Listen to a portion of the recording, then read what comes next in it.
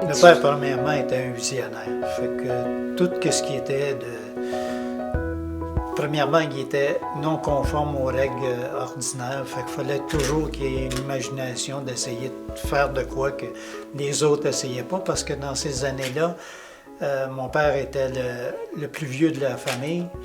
Puis, vu que son père a eu un handicap de se faire couper un bras étant jeune, il a fallu qu'il reprenne la relève très, très jeune de la famille, d'essayer de choses. Fait que l'imagination, il l'avait.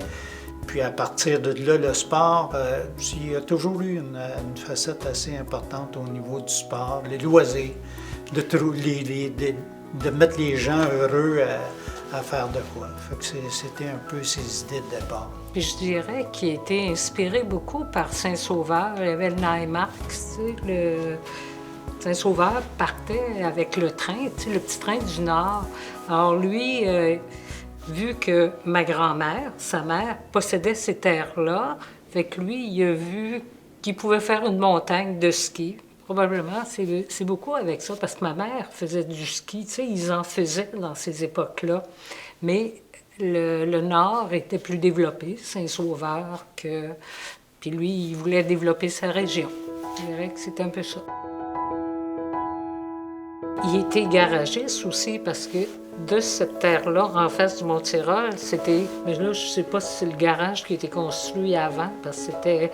Il y a eu un garage Texaco d'essence, tu sais. Fait que là, il faisait la plomberie, il réparait les moteurs, il y avait le garage, alors... mais tout était sur ces terres qui appartenaient à la grand-mère et qui a acheté, en fin de compte, avec le temps, avec l'argent qu'il gagnait au fur et à mesure. Le Mont-Tirol, pourquoi le nom du Mont-Tirol? C'est que mon père avait une clientèle au Lac-Léchigan, puis il y avait une dame Choquet, qui était une Autrichienne. Puis là, il voulait inaugurer un centre de ski. Puis Mme Choquet, vu qu'elle était autrichienne, ben la montagne, elle venait de là. Fait que le Tyrol, ben elle dit, pourquoi tu dis pas que c'est le Tyrol, Mont-Tyrol? Fait que c'est là, au lieu de... Ouais, c'est TY. Puis je crois qu'au Tyrol... Puis là, il y avait la musique, tu sais, qui allait de l'ambiance aussi tyrolienne, là, de l'Europe. Ben, tu sais, c'est cette musique qu'on entend du Tyrol. Vous ne pouvez même pas vous imaginer puis il recevait le nombre d'heures de disques qu'on a entendus de musique tyrolienne.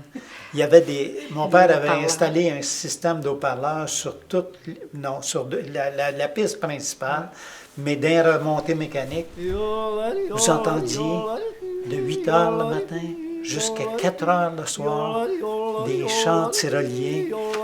C'est de valeur qu'on ait pour les 10, il y en avait des piles, mais c'est encore de Madame Choquet, qui avait de la parenté qui était là-bas, qui nous faisait parvenir des disques, mais ça jouait à journée longue.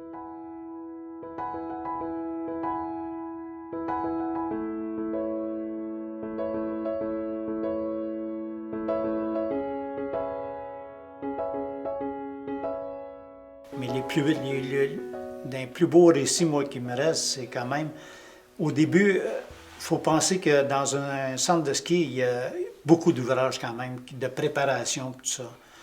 Puis à partir du mois de septembre, juste après qu'on ait commencé les classes, ben, il fallait faucher les pentes de ski. Ah oui. Puis là, les premières instances, on les faisait à faux.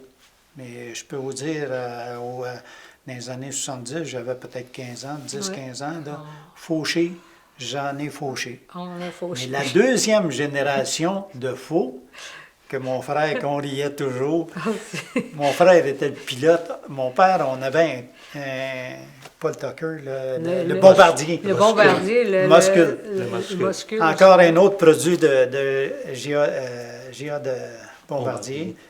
C'était... Ah, puis il avait acheté une faucheuse qu'on mettait en arrière des chevaux. Tu tu sais, qui coupe. Puis là, mon frère était en arrière parce qu'il y avait un jeu de pédale pour relever pour chose, mais c'était extraordinaire. Lui, il était sur un siège à spring. Puis on voyait La photo encore, je l'ai. Tu l'as encore, oui. Ça, sur c'est la le- deuxième faucheuse. C'est vrai que ça a On fauché. poignait un nid de guêpe, je débarquais assez vite. Fait qu'il y avait des belles histoires quand même qui se sont passées, autant de travail, de labeur dur à faire, mais quand même, c'était ces années-là, mais on a participé, puis c'était super enrichissant. Travailler avec le père, c'était un génie en sa matière. C'est tout lui qui avait construit les plans. Puis il l'a construit, il allait les faire valider, mais c'était Sa conception. Sa conception.